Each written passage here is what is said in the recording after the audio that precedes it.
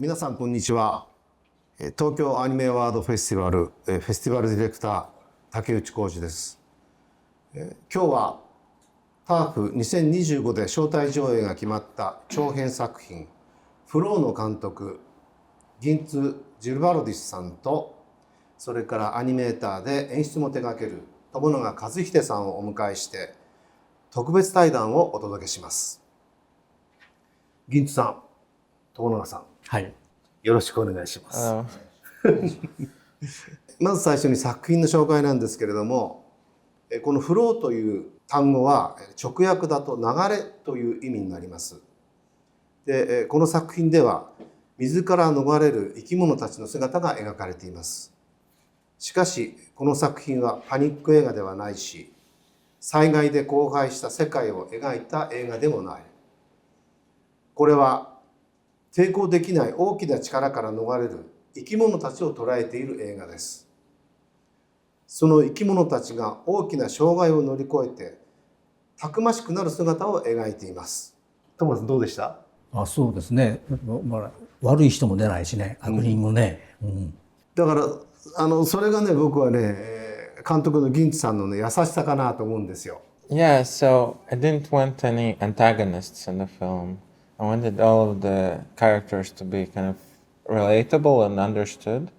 So maybe it's the antagonist is the wave or the flood, and I thought it's something that everyone can understand. That cats don't like water. It doesn't need to be explained because we don't have dialogue. We have to use these kind of visual metaphors that are very understandable universally, and it's also the water kind of represents many different things in this film. It's at first when the cat is afraid of other animals, it's also the water is very aggressive and scary. But when the cat starts to open up to others and starts to be more friendly, the water becomes more peaceful and tranquil. So we use the water to kind of show the different emotions that the cat has, because we can't use words. We have to use images and sounds to kind of convey these ideas. 友永さん、この映画全体を見て水の表現だとか猫だとか率直な感想どうですか？とにかく映像にはとにかく圧倒されましたね。映像の綺麗さと美しさっていうんですか。それとさっき水のお話ししましたけども、水の表現は非常に綺麗ですし、僕もアニメーターとしていろいろ水の表現を描いてきましたし、その実在感のある表現をしようと思って、やってきました。実に上手だな。3D だから何でもできるっていうことではあるんですけど、それにしてもやっぱり綺麗だなと思いました。Yeah, it was a big challenge, the water. I don't think in any films I make in the future, I think I'll avoid water because it was so complicated. I didn't predict how hard it was going to be, and actually it was only 2 people who made all the water in the film. In most CG films there's a big team to work on that, but in this case it was all done by 2 people, and there are many different types of water. There's the floods, there's the flat kind of lake-like water, and there's the stormy seas, and there's small splashes and puddles. So for each of them it's very different. There's not one kind of water, and for each of them we had to figure out like a different technique. But it was so important to the story, we had to do it, and because you need to, like the 2 people who made the water, they need to understand both the physics and they need to be very technically proficient, but they also are artists. They're making images and they have to convey the emotions and the feelings, and I'm not just interested in making something just realistic. We are kind of also like pushing the colors a little bit, or the way that they are conveying the water is to kind of make it more expressive than real life somewhat. But but it's yeah, it was so complicated. It was one of the first things we started, just as production started, and we finished the last shots with the water, like basically a few days before the premiere. It was very stressful for us to kind of make it in deadline, and so in my next film I will not have any water. 船で漂っている時の非常に綺麗な水と、それから今度最後嵐の時の岩山のシーンの海があるじゃないですか。あれのなんかこうコントラストがやっぱすごく伝わってくるっていうか、子猫がその暗い海の中に一匹取り残された時の臨場感っていうんですか、あれを自分に置き換えた時にやっぱこう自分だったらどうなるかなっていう感じでこう自分のところに引き寄せて見てたんですけど、多分あれは子供たちが見てもどう思うんだろうっていうか、どういうふうに感じるんだろうなっていうのはちょっと思いましたね。でそれはだから、すごく実感を伴った感じがするということ。そうですね。水の他にここにはだから猫とか犬とかそういう動物たちがたくさん出てくるんですけど、だからアニメーターとしてどうですか？僕がやっぱ今までやってきたことはやっぱり多少カルカチュアライズされたキャラクターをやっぱディズニースタイルでスクワッチ&ストレッチを使いながら、感情を表現していくという方法で、仕事をやってきたんですけども、銀さんのその映像ではそういうほとんど擬人化されてないですね。普通のリアルな動物の動きでやっぱ感情表現をされているということで非常にやっぱびっくりしました。驚いたっていうか、こんな表現の仕方があるんだと。でやっぱ猫の動きなんかも非常にリアルですし、リアルっていうかリアリズムじゃないんですけども、やっぱ現実っぽいっていうのやっぱり驚きました。銀さんがアニメートしたんですか？No, I didn't do animation. I did the camera planning and the editing, but our animation director, Leo from France, he really is more responsible for the character animation. 素晴らしいアニメーターたちです。Yeah, I thought like animals are actually very interesting and very funny as well.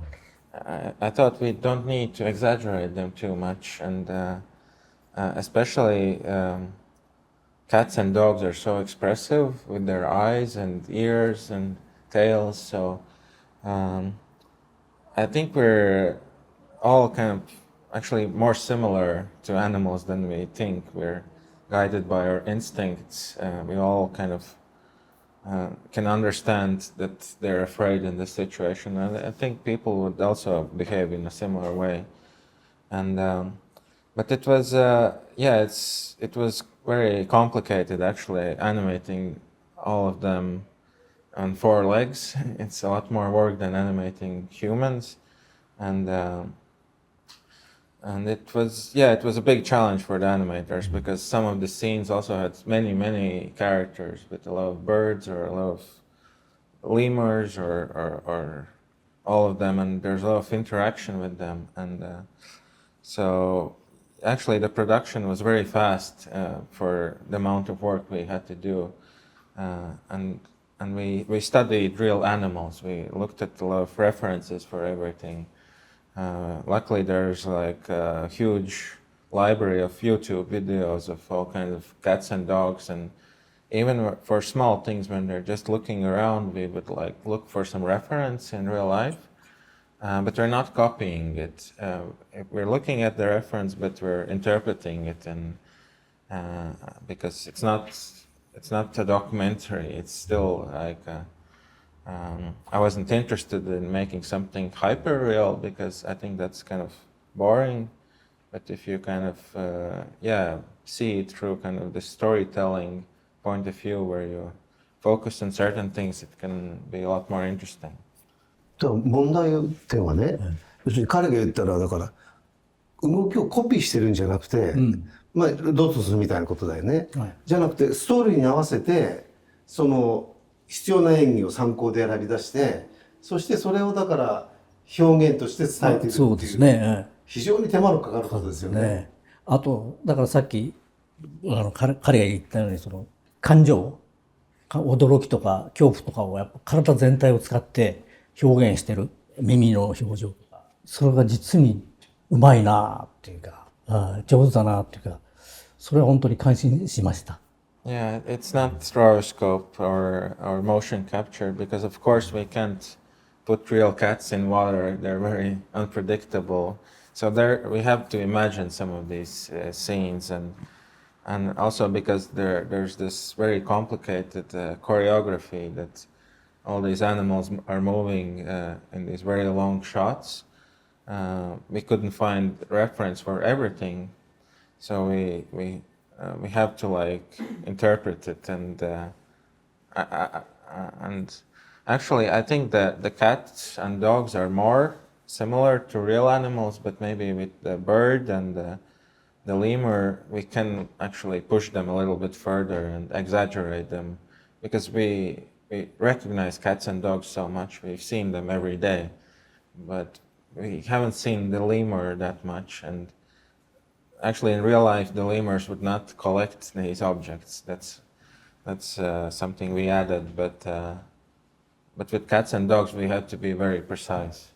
It was also my commentary about how kind of silly it is collecting all these objects, which I think also in real life people might be too obsessed about something which is quite silly, and maybe they should focus more on kind of on relationships with others in a more direct way and not focus on the object so much.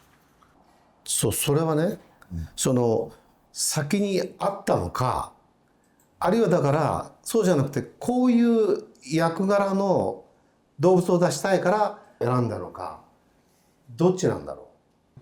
So it started with the cats. That was the first thing. Then I also wanted to add the dog because I had a cat like that when I grew up, and I had dogs like this as well.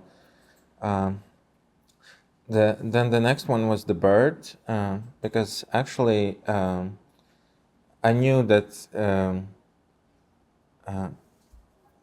actually I made this short film when I was a teenager, which also had a bird. But in the short film, actually, it was a different bird. But I knew that in the story that the bird would need to carry the cat. It needs to pick up the cat, and they have to fly in the air. And there are not many birds who are strong enough to carry cats. And I decided to choose this bird, the secretary bird, because they're very big and they look very majestic. And I thought the bird should be like the leader of this group. And I had this idea that the cat doesn't like everyone, but only sees the bird as this kind of authority figure. And it kind of fit well with the look of this bird. And then I thought capybara was the next one, because I saw some images how capybaras are very friendly with all these different animals. They're like cats are friendly with capybaras, dogs like capybaras, and people like capybaras, and even some predators like lions and tigers and crocodiles. They even don't eat capybaras. They're very friendly. So I thought if everyone else is fighting in this boat, there will be this one capybara who is always at peace and always very friendly. So the personalities kind of came naturally from these characters, because cats are very independent and dogs can be very friendly, and the capybaras are very peaceful.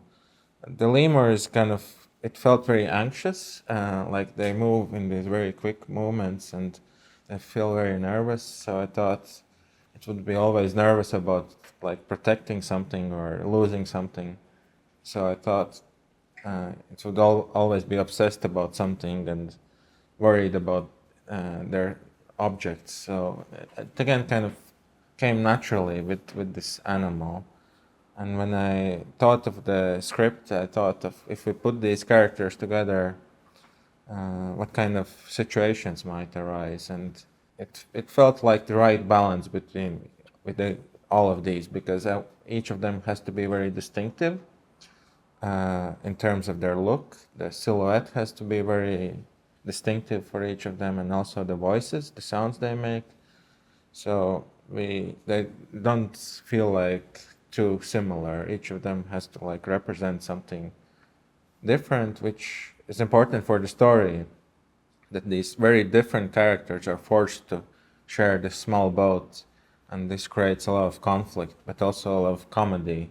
So it was kind of finding the balance. その、動物たちというのは企画の段階で決まって、そしてそういう企画の段階で決まった材料をもとにシナリオが脚本が起こされたという手順なんですかね。Yeah, I don't remember how it all started, but yes, we wrote a script because with my previous films, I didn't even have finished scripts. I had like a very short description of the whole story, but then I would just improvise it visually. This time, because it's a much bigger budget and a bigger team, we needed the script for the funding. And so that was a big challenge for me, writing the script. For me, it's the most difficult part. But it helped that I had another writer to help me. Because then we had to meet regularly and we had to discuss things, and this had forced me to have like deadlines every week to prepare new material. And the script is like quite similar to the finished film, but it's not like very exciting to read, because it just describes the action, and you can't really understand the depth of the emotion just reading it.